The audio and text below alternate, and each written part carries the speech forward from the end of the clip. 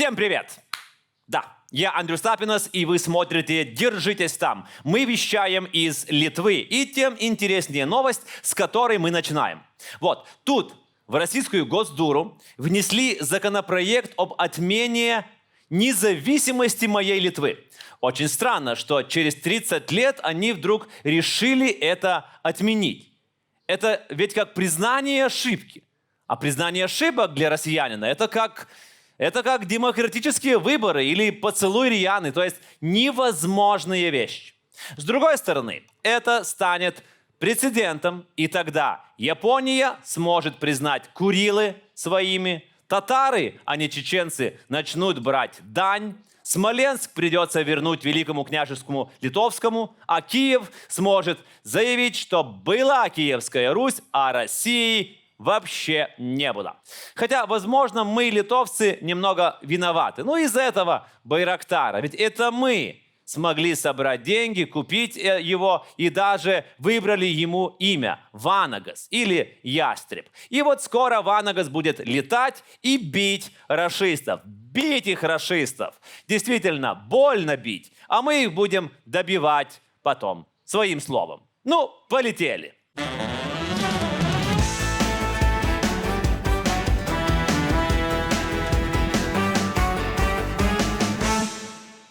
И начнем выпуск с моей любимой пресс-алкаше российского МИДа Марии Захаровой.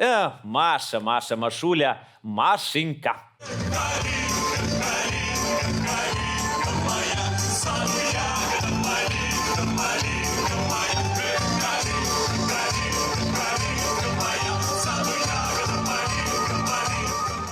Как сообщают российские порталы, итальянскому ведущему стало плохо после интервью с Марией Захаровой. Ведь недаром писал Александр Сергеевич Пушкин о том, что здесь русский дух, здесь Русью пахнет.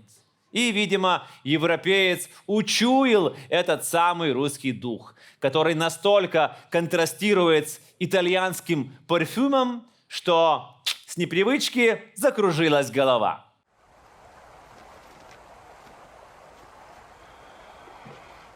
Французский Шанель номер 5. Поехали.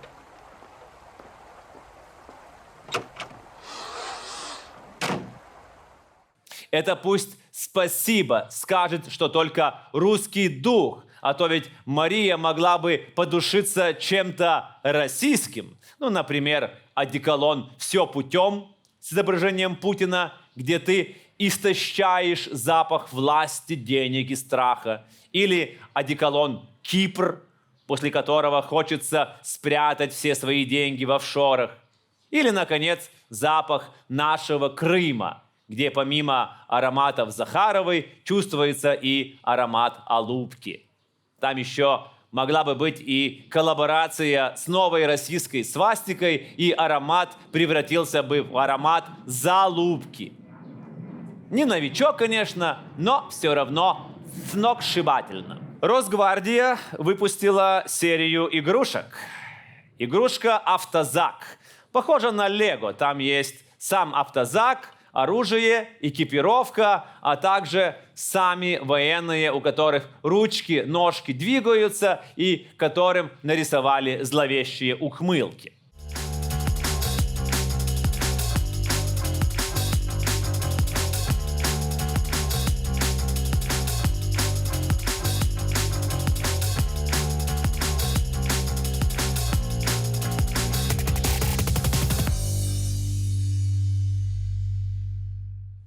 И теперь игрушечные росгвардейцы смогут избивать мирных человечков из наборов Лего.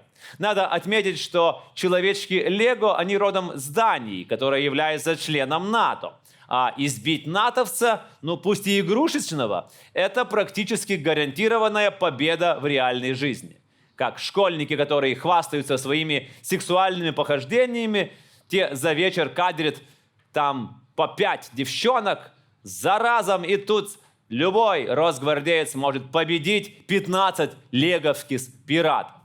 Не учли создатели патриотического набора лишь одного, что в наборах Лего есть лазерные установки и даже космические корабли. И российский аналог даже в игрушечной войне идет погибать с устаревшей техникой.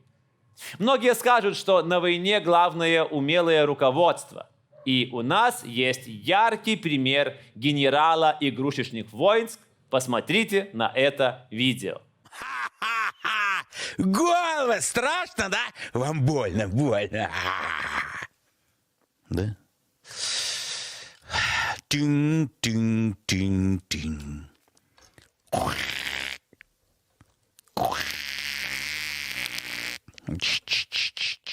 Дурачина, у твоей игрушки в руках топоры-бластеры, а ты решил руками оторвать голову. Хотя руководство без башки и солдаты такие же. Но на этом Росгвардия не остановилась и решила выпустить первый детский комикс о защитниках жителей сказочного мегаполиса Дубрава для борьбы с врагами, которые всячески пытаются расшатать порядок. Была создана Лесгвардия. Лесгвардия защищает честных зайцев, волков, цыплят, прочую живность от хитрого и неназванного врага.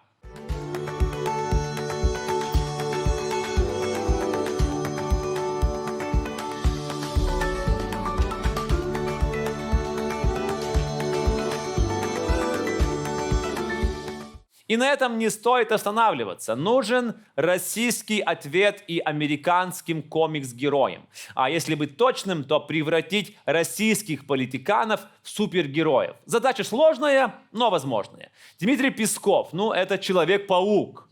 Ведь только он может соткать такую паутину лжи, что позавидует даже черная вдова.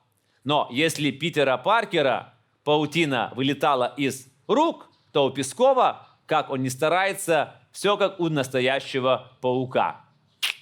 Через жопу. Казалось бы, Дмитрий Рогозин должен воплотить железного человека. Тоже что-то конструирует, что-то строит, стремится в космос. Но на деле Рогозин — это Тор, который все время завидует более успешному брату Локи. А также, как и Тор, скорее верит не в технику, а в Божий промысел. И раз мы заговорили о нем, то патриарх Кирилл – это, конечно, росомаха, такой небритый неряха. Тоже потерял память и не помнит основных заповедей. И тоже, как и росомаха, обладает регенерацией. Храмы РПЦ могут восстанавливаться на месте парков, детских садов и общественных зданий. Вместо Джокера, конечно же, кто другой? Владимир Жириновский. Конечно, Джокер не в Марвел, но он, как и Жириновский, совсем в другой вселенной. Но оба похожи. Жириновский умирал несколько раз и совершал безумные поступки. У него есть последователи, и главное, у него такой же безумный смех. Был. И Владимир Путин, который, конечно, супермен. Без спецспособностей, зато со спецоперацией. Он не как Кларк Кент живет в крепости одиночества, где он скрыт от человеческих очей.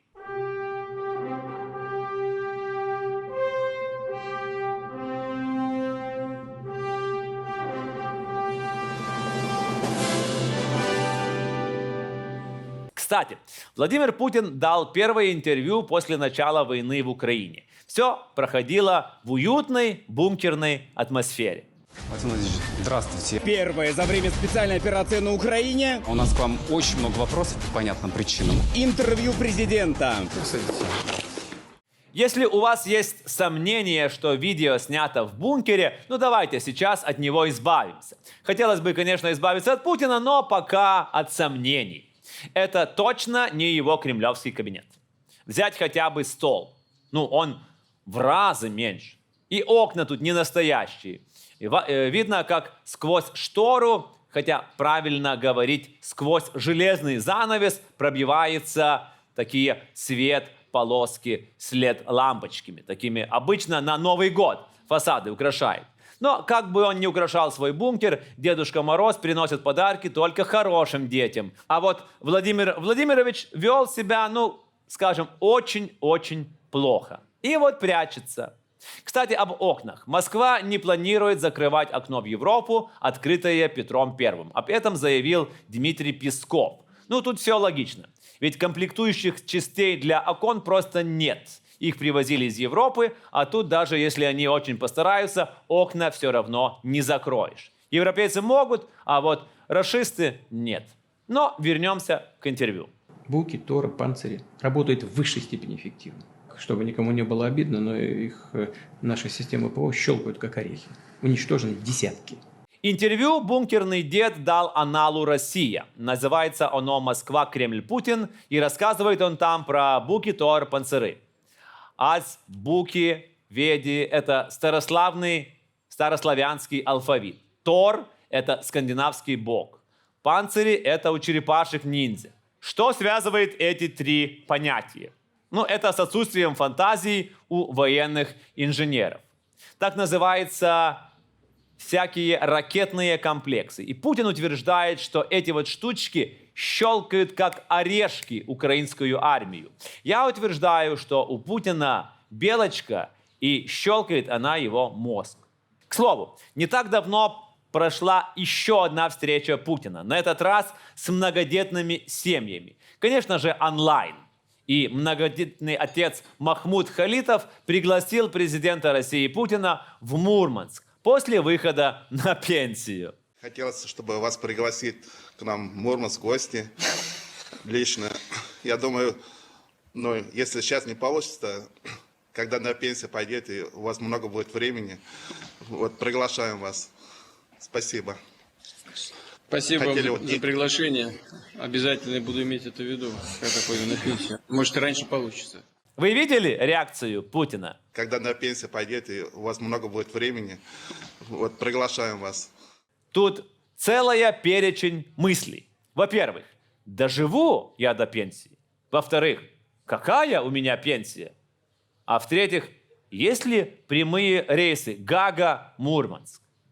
А теперь проведем небольшой обзор, который приготовили звезды российского шоу-бизнеса и телевидения для своих сограждан. Вот топ-3 пыток недели. На третьем месте нашей пыточной оказался юморист Евгений Петросян, который выступил перед ранеными в Украине рашистскими солдатами. Вы только представьте, вы лежите раненый в больнице, украинские военные не смогли вас убить. Так это с удовольствием проделает Петросян своими шутками. Внуки спрашивают, а камера была сколько мегапикселей? Я говорю, помню, по пьяни будку разбил, меня сразу в камеру, и меня там так от мегапикселей. В целом шутки Петросяна названы токсическим оружием и запрещены Жванецкой конвенцией. На втором месте среди лучших пыток российского телевидения это Владимир Соловьев, который заговорил по-немецки. Конечно, ежедневные выпуски передач само по себе пытка, но тут в Соловьеве еще и Геббельс проснулся. Deutschland, Wehrmacht, ja, und aber... Ну, я жду, когда они возродят структуру Гестапо, СС, СТ. Ну, давайте уже. Рейхсканцелярия даст приказ. То есть они впрямую заявляют. Немецкая армия должна быть самой мощной армией Европы. Так, официально заявляю, что я в Германии университет заканчивал, было дело. И вообще ничего не понял, что этот Нахтигал имел в виду. Но если учитывать то, что в России стали недоступны крупнейшие порносайты в мире, видимо, россияне нашли замену. Тоже видео, тоже на немецком. Ну и победитель нашего пыточного топа стал Дмитрий Дюжев. Это тот, который космос из бригады, ну или наркоман из Москвы.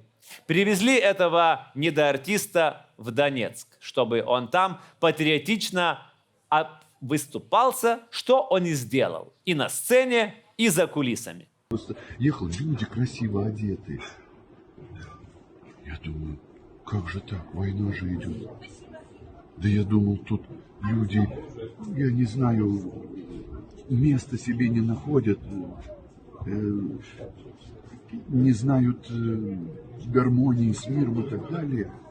А я приехал в улыбающийся город.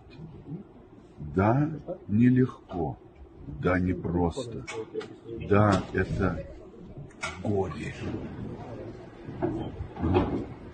Я приехал в Донецк, увидел своими глазами этот город и понял, что это просто сокровище, это бриллиант России.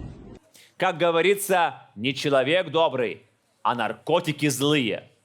Еще о последствиях наркотиков.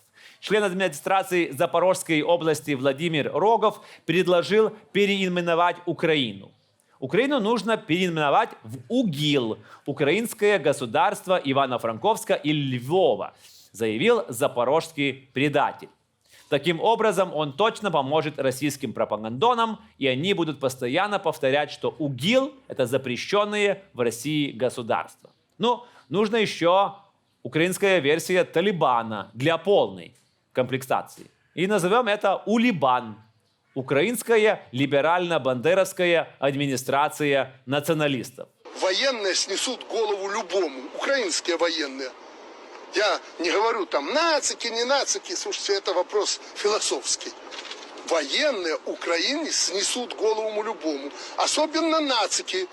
И раз мы вспомнили Лукашенко, то вот новость оттуда. Белорусский КГБ провел спецоперацию по освобождению белорусских водителей с территории Украины.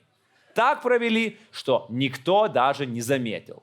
Эти негодяи начали захватывать там наших людей, прежде всего водителей автомобилей, которые в то время попали туда. Я предупреждал украинцев, что мы вынуждены будем провести специальную операцию по освобождению этих людей. Мы такую специальную операцию провели. И всех наших людей освободили. Не вникаю в детали, на то этой специальной операции. Блестяще провели, что даже вы не заметили. Если там у нас 1, 2, 3, 5 человек где-то остались, надо жестко поставить условия. Пусть Макей разговаривает с этим послом Украины, что если это не будет сделано, мы уже ответим по-другому. И это не единственное, что осталось незамеченным в Беларуси. Лукашенко давно не президент, но он этого даже не заметил. В стране жуткая инфляция, но пока в Беларуси этого никто не заметил. Беларусь является соучастницей войны и преступления, но этого некоторые белорусы тоже пока не заметили. Конечно, обидно за Беларусь, ведь из-за действий 3% руководителя страну никто не замечает и замечать не хочет. И еще одна новость из Калининграда. Там Калининградский завод «Автотор» не может вернуться к прежним объемам производства из-за отсутствия необходимых комплектующих. Ну и что? Пока темпы работы снижены, руководство предлагает сотрудникам заняться сбором урожая – яблок, клубники и голубики вместо сборки автомобилей. Ну, граждане, алкоголики, хулиганы, тунеядцы, кто хочет сегодня поработать? Повезет тем, кто поедет собирать калину. Калина, она как-то относится к российскому автопрому. Хотя и ягоды, и российские автомобили, кажется, собирают на болоте. Но тут важнее, с каким лозунгом работники завода приступят к работе. И мы предлагаем несколько. Собирал Рено, соберешь и ежевику. Переваривал гнилое днище, переваришь и гнилые яблоки. Или, например, нахер нам Лаган, когда у нас отличный слоган. Ха-ха-ха. И шагом марш на сбор урожая. Тульский губернатор Александр Дюмин на выставке помог сыграть ребенку в шахматы. Кто против кого играет? Привет. Шах, помните? Чей ход? Какие варианты? Смотри, можно берешь слона. И слон идет. Усиливаешь свою позицию, а ты ждешь этот такой. Так. Извини.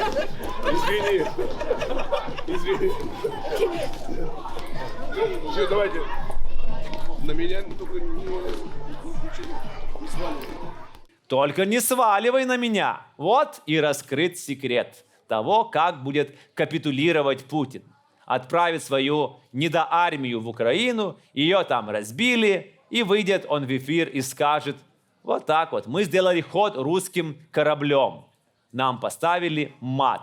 Только чур, не сваливайте на меня. Для этого как минимум есть Медведев.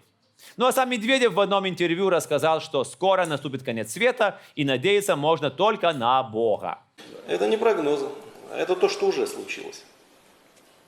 К этому можно по-разному относиться. Можно считать, что всадники апокалипсиса уже в пути. И вся надежда только на Господа Бога, на Всевышнего. Видимо, у Дмитрия Анатольевича есть специальное приложение Яндекс Апокалипсис. И он четко видит, что всадники апокалипсиса, чума, война, голод и смерть уже в пути. По приложению видно, что война сейчас в Украине, и до Кремля пока далеко. Голод тоже в Украине, заблокирован вместе с зерном. Смерть, она в бункере с Путиным и выходить не собирается. Вот и получается, что за Медведевым придет чума.